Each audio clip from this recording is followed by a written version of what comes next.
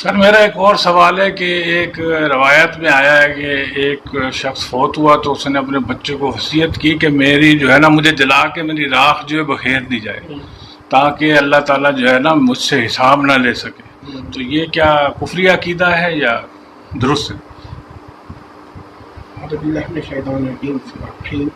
یہ روایت ٹھیک ہے، مگر یہ عقیدہ جس کو ہے یہ عقیدہ کفریہ نہیں ہے، خطا پر مبنی ہے.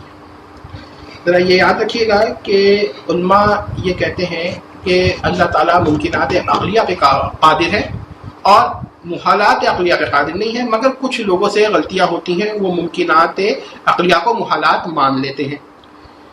اس بنیاد پر ان کی تکفیر نہیں کی جاتی.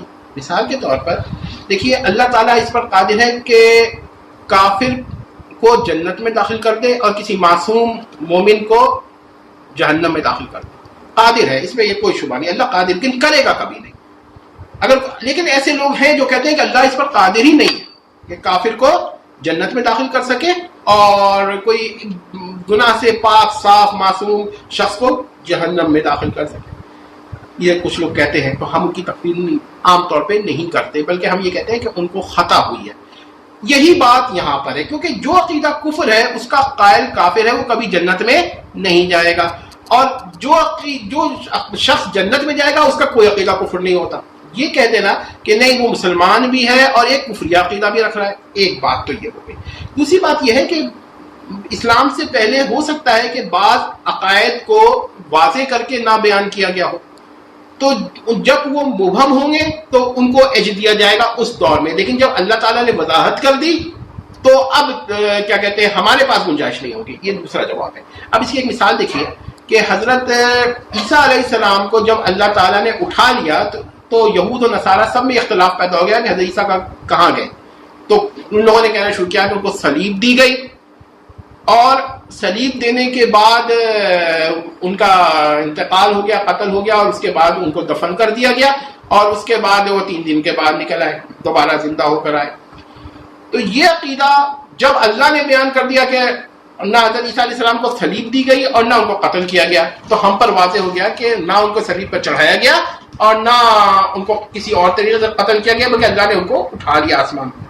تو ہمارے پاس تو اب گنجائش نہیں ہے. لیکن جب اللہ کا حکم نہیں آیا تھا، وضاحت نہیں ہوئی تھی، تو ہو سکتا ہے کہ کچھ لوگوں کو اسلام سے پہلے اگر یہ بات معلوم نہیں تھی تو ان کی اس وقت تکفیر نہیں کی جائے گی. ہاں، اب کوئی ایسی بات کہے گا تو تکفیر کی جائے گی. یہ دوسرا جواب ہے.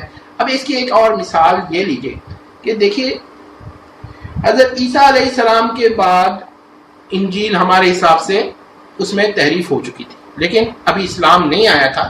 بہت سارے فرقے تھے عیسائیوں کے جو انجیل کسی نہ کسی فارم میں مانتے تھے، تو یہ کبھی نہیں کہا گیا کہ انجیل کے منکر ہو، کیونکہ وہ تحریف کے تو قائل ہی نہیں تھے. تحریف کی تو قائل ہوتے تو وہ پھر کیا کہتے انجیل کو ہی کیوں مان رہے ہوتے.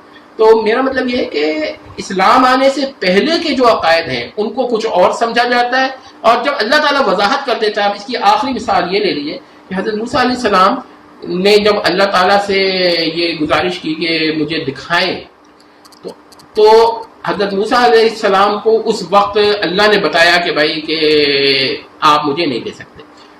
یعنی کہ یہ ممکن عقلی تو تھا، کیونکہ نبی کو یہ نہ معلوم ہو کہ یہ ممکن عقلی ہے، یہ بڑی عجیب سی بات ہوگی. تو لیکن ان کو یہ نہیں معلوم تھا کہ ممکن وقوعی ہے کہ نہیں ہے اس عالم میں. تو اللہ تعالیٰ نے بیان فرمایا. اللہ نے جب علم عطا کیا حضرت موسیٰ علیہ السلام کو، وہی سے خبر ہو گئی. اب یہ کہنا کہ حضرت موسیٰ کو پتا تھا کہ اللہ تعالیٰ دکھائے گا نہیں، میں پھر ویسے ہی دعا کر رہا ہوں، تو یہ ایک اختلافی مسئلہ ہے. تو اب ہمارے دور میں کوئی اس طرح کی دعا کرے گا تو ہم کہیں گے کہ غلط ہے، کیونکہ ہمیں واضح ہو چکا ہے. اس دور میں اللہ تعالیٰ نے ان کو جتنا بتایا تھا.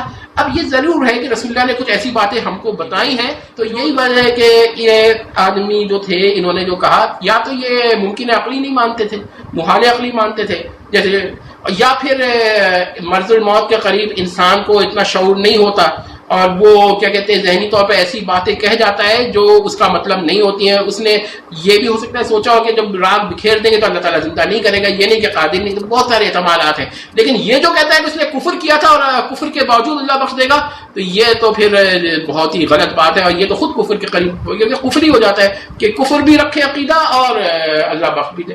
اگر اللہ نے بخش دیا تو اس کا مطلب ہے کہ اس نے کفر نہیں کہا تھا. آپ توجیہ کریں، تعویل کریں، یہ تو نہ کہیں کہ کفر بھی کیا تھا اور اللہ تعالیٰ اس کو بخش بھی دے گا. تو عجیب سی بات ہے. تو اس طرح کی بات ایسی نہیں.